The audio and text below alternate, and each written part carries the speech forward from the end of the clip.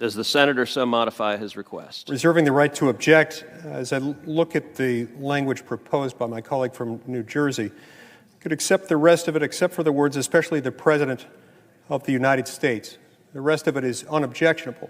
The point here is that without pointing to any one specific individual, we should all be able to acknowledge, as a sense of the Senate, that we do hold these truths as self-evident, that our country was founded on these very strong ideals, even if, as the resolution itself acknowledges, we have failed at times to live up to them. We've still done it. And so I'd accept the modification, but only with the removal of the words, especially the President of the United States. Mr. President. Objection is heard. Senator from Utah. Mr. President, what's happening here? This is the United States Senate. Just so everyone is clear about the bat guano-inspired insanity that we just witnessed, I just proposed a non-binding resolution condemning mob violence, and Senate Democrats objected. I don't know whether to be outraged or embarrassed for them. This isn't even a bill. It's just a statement that says mob violence is bad. That Democrats can't say mob violence is bad without simultaneously taking a jab at the President of the United States? By the way, what about the mayor of Seattle? What about the city council of Minneapolis? What about countless other people who have perpetuated or enabled or facilitated or coddled mob violence across the country?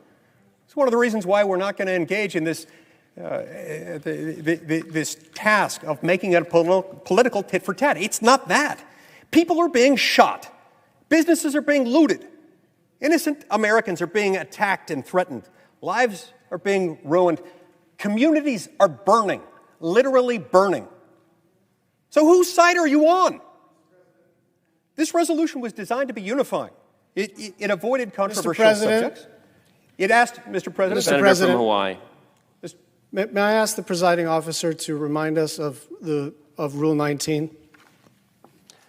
The chair will remind senators of both parties that Rule 19 provides that no senator in debate shall, directly or indirectly by any form of words, impute another senator and other senators any conduct or motive unworthy or unbecoming of a senator. The resolution was designed to be unifying. It avoided controversial subjects. All it asked of us was basic dignity and respect. As long as we're on the topic of Rule 19, it's unbecoming to accuse a colleague of using language that is supremacy simply by reflecting on language in the Declaration of Independence, by reflecting on language that acknowledges the incivility and intolerability of mob violence. But apparently that's too much to ask today. I guess we should be thankful for clarity, and now we know. We don't have to ask. They told us how they feel about this resolution.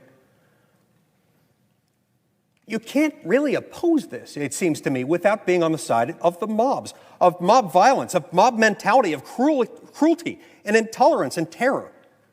Now we understand what this resolution is about. I don't think one can oppose this without being comfortable with those things. These mobs are not progressive.